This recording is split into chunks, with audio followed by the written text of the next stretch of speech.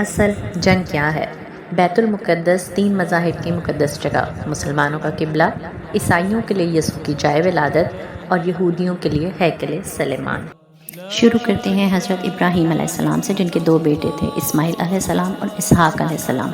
اسحاق علیہ السلام کے بیٹے تھے حضرت یعقوب علیہ السلام۔ یہیں سے کہانی شروع ہوتی ہے اسرائیل کی۔ اسرائیل یعنی عبداللہ، اللہ کا بندہ، اور یہ لقب حضرت یعقوب علیہ السلام کو دیا گیا۔ حضرت یوسف علیہ السلام جب کفیل مصر بنے تو آپ کو حکم ہوا کہ اپنے تمام خاندان یعنی آل یعقوب کو مصر بلایا جائے، اور مصر کی سرزمین کا ایک مخصوص حصہ ان کے لیے مختص کیا گیا، اور اللہ کی طرف سے کہا گیا کہ اے آل یعقوب، اس سرزمین میں تمہارے لیے برکتیں ہیں۔ اور یوں اس سرزمین کا نام حضرت یعقوب علیہ السلام کے لقب سے اسرائیل پڑ گیا، جس سے آج یروشلم بھی کہا جاتا ہے۔ آپ علیہ السلام کی نسل سے کم و بیش 70,000 انبیاء کرام آئے۔ حضرت یوسف علیہ السلام کے سوتیلے بھائی یہودا کی نسل آگے بڑھی تو اس میں سے آنے والے تمام بنی اسرائیلی یہودی کہلائے، اور وقت گزرتا گیا اور حضرت موسیٰ علیہ السلام کا دور آیا۔ جب فرعون نے مصر کی سرزمین آپ پر تنگ کی تو بنو اسرائیل کے ساتھ آپ کو مصر سے نکلنا پڑا۔ اس دوران بنی اسرائیل پر اللہ تعالیٰ کی بہت کرم نوازیاں بھی ہوئیں، جس میں من و سلوہ، چشموں کی بہتات، مچھلیوں کا شکار کا ذکر قرآن پاک میں سے بھی ملتا ہے، اور وہیں ہمیں ایک گائے کا ذکر بھی ملتا ہے جس کے لوتھڑے سے مردے نے اللہ کے حکم سے زندہ ہو کر اپنے قاتل کا بتایا۔ اس گائے کی نشانی اللہ تعالیٰ نے قرآن پاک میں بیان فرمائی، جو کہ ایک سرخ مائل رنگت کی گائے تھی، اور ایسی گائے آج بھی یہودیوں کے نزدیک مقدس مانی جاتی ہے۔ حضرت موسیٰ علیہ السلام کے بعد دیگر نبی آئے۔ اس دوران میں حضرت موسیٰ علیہ السلام اور ان کے دور کی کچھ باقیات، تورات، من و سلوہ کا کچھ حصہ بنی اسرائیل نے ایک صندوق میں محفوظ کر لیا۔ یہ اللہ کی طرف سے حضرت آدم علیہ السلام کو دیا گیا خاص صندوق تھا، جو نسل در نسل نبیوں کے پاس رہا، جسے قرآن میں تابوت سکینہ کے نام سے پکارا گیا ہے، اور یہ یہودیوں کو اپنی جان سے زیادہ عزیز ہے۔ حضرت داؤد علیہ السلام نے جب جالوت کو ہرا کر اس سے تابوت سکینہ حاصل کیا تو یوں بنی اسرائیل نے انہیں نبی تسلیم کر لیا، اور حضرت داؤد علیہ السلام نے اس صندوق کی حفاظت کے لیے ایک ہیکل تعمیر کروانا شروع کیا، جو کہ ان کی زندگی میں مکمل نہ ہو سکا۔ ان کے بیٹے حضرت سلیمان علیہ السلام نے جنوں کی مدد سے اس کو مکمل کروایا، اور اسی دوران آپ کی وفات بھی ہو گئی۔ اسی وجہ سے اسے ہیکل سلیمانی کہا جاتا ہے۔ بعد ازاں بابل کے بادشاہ بخت نصر نے اسرائیل پر حملہ کیا اور ہیکل سلیمانی کو گرا دیا، اور تابوت سکینہ بھی اپنے ساتھ لے گیا۔ سپرس دی گریٹ نے دوبارہ یہ شہر حاصل کیا، یہودیوں کو دوبارہ یہاں آباد کیا، اور تابوت سکینہ کو بھی واپس لایا گیا۔ ہیکل سلیمانی ایک دفعہ پھر تعمیر کیا گیا۔ پھر وقت گزرا اور حضرت عیسیٰ علیہ السلام کی آمد ہوئی، جنہیں نعوذ باللہ یہودیوں نے دجال، ناجائز اور کیا کیا لقب دیے۔ یہاں سے یہودیوں میں 2 الگ قومیں ہو گئیں، ایک یہودی اور دوسری عیسائی۔ یہودیوں نے سازش کر کے حضرت عیسیٰ علیہ السلام کو صلیب پر چڑھانا چاہا، اور اللہ تعالیٰ نے انہیں اپنے پاس اٹھا لیا۔ اس کے بعد یہودیوں اور عیسائیوں میں کئی چھوٹی موٹی جنگیں ہوئیں۔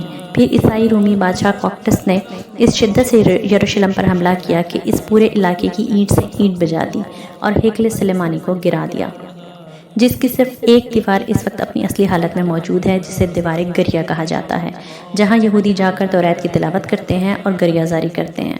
تابوت سکینہ بھی نہ جانے کہاں غائب ہو گیا۔ ٹائٹس کے حملے کے بعد یہودی آخری نبی کے انتظار میں تھے، کیونکہ اللہ پاک کا ان سے وعدہ تھا کہ انہیں پھر عروج بخشا جائے گا، اور اس وعدے کا ذکر سورہ بقرہ میں بھی موجود ہے کہ اے بنی اسرائیل، میری اس نعمت کو یاد کرو جو میں نے تم پر انعام کی، اور میرے عہد کو پورا کرو، میں تمہارے عہد کو پورا کروں گا، اور مجھ سے ہی ڈرو۔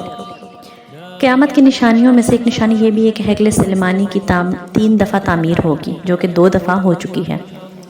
یہودی اپنے مسیحا اور آخری نبی کے انتظار میں تھے کہ ٹائٹس کے حملے کے 500 سال بعد نبی آخری الزماں صلی اللہ علیہ وسلم کی ولادت ہوئی۔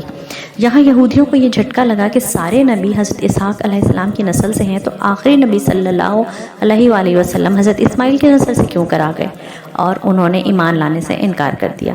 مسلمانوں کے لیے بھی وہ انبیاء کی ہی نشانی تھی، اس لیے ہیکل سلیمانی کو بیت المقدس کا نام دیا گیا۔ اسلام کے آغاز میں یہودیوں کو قائل کروانے کی خاطر ہی بیت المقدس کی جانب منہ کر کے نماز ادا کرنے کا حکم ہوا، کیونکہ یہودی اسی طرف منہ کر کے عبادت کیا کرتے تھے۔ مدینہ میں ہجرت کے 17 ماہ بعد ہماری عبادت کا رخ بیت المقدس سے بیت اللہ کی جانب موڑ دیا گیا، کیونکہ مسلمانوں کا شروع ہی سے قبلہ اول وہی رہا، جس سے پہلے حضرت آدم اور پھر حضرت ابراہیم نے تعمیر کیا۔ مکہ میں رسول پاک صلی اللہ علیہ وسلم ایسے نماز ادا فرماتے کہ خانہ کعبہ اور بیت المقدس دونوں آپ کے سامنے ہوتے تھے۔ حضرت عمر رضی اللہ تعالیٰ عنہ کے دور حکومت میں اسرائیل یعنی یروشلم پر عیسائیوں کا قبضہ تھا۔ بیت المقدس کے ہی احاطے میں انہوں نے گرجا گھر تعمیر کیا ہوا تھا اور یہودیوں کی نفرت میں وہ عین تابوت سکینہ والی جگہ پر گند پھینکا کرتے تھے۔ یروشلم کی فتح کے وقت حضرت عمر رضی اللہ تعالیٰ عنہ وہاں گئے تو عیسائیوں پر برہم ہوئے، وہاں صفائی کروا کر مسجد تعمیر کروائی اور قرآن میں موجود معراج والے واقعے کی نسبت سے اس مسجد کو اقصیٰ کا نام دیا۔ یہودیوں کی دیوار گریہ بھی اسی احاطے میں موجود تھی تو زائرین کی حیثیت سے انہیں وہاں آنے کی اجازت دے دی گئی، ورنہ اس سے پہلے عیسائی ان کو وہاں نہیں آنے دیتے تھے۔ خلافت عباسیہ تک یروشلم ایک مسلم شہر رہا۔ اس کے بعد عیسائیوں نے دوبارہ یروشلم پر حملہ کر کے اس پر قبضہ کر لیا۔ صلاح الدین ایوبی نے عیسائیوں کے خلاف 50 سے زائد جنگیں کر کے بیت المقدس دوبارہ حاصل کیا اور پھر 700 سالوں تک یہ خلافت عثمانیہ کے زیر سلطنت رہا۔ یہودیوں کو بھی دیوار گریہ تک اپنے مذہبی اقدامات کی آزادی رہی اور یہودی آہستہ آہستہ پھر یروشلم میں آباد ہونا شروع ہو گئے۔ حالانکہ حضرت عمر فاروق رضی اللہ تعالیٰ عنہ نے وصیت کی تھی کہ یہود کو فلسطین میں کبھی بھی آباد نہ ہونے دیا جائے۔ اس دوران میں کئی بار انہوں نے خلافت عثمانیہ کے سلطان کو پیسوں کے عوض یروشلم انہیں سونپنے کا لالچ دیا لیکن ناکام رہے۔ اور پھر دوسری جنگ عظیم میں عیسائی سپاہی ہٹلر نے چن چن کر یہودیوں کو مارا۔ قریباً 60 لاکھ کے قریب یہودیوں کو قتل عام کیا گیا اور یہ در بدر بھاگنے پر مجبور ہو گئے۔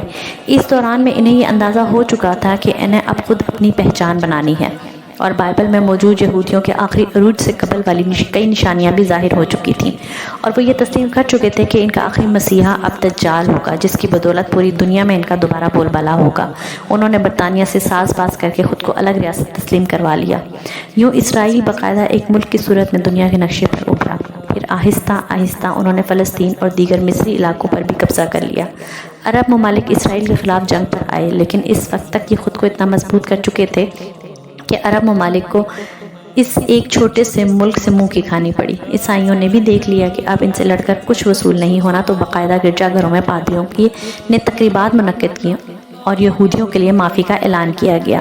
یوں سیاسی اور اقتصادی مفاد پرستی نے 2000 سالوں سے ایک دوسرے کے ازلی جانی اور مالی دشمنوں یہود و عیسائی کو ایک صف پر لا کھڑا کیا اور قرآن کی یہ بات بھی سچ ہو گئی کہ اے ایمان والو تم یہود و نصارہ کو دوست نہ بناؤ، یہ تو آپس میں ہی ایک دوسرے کے دوست ہیں۔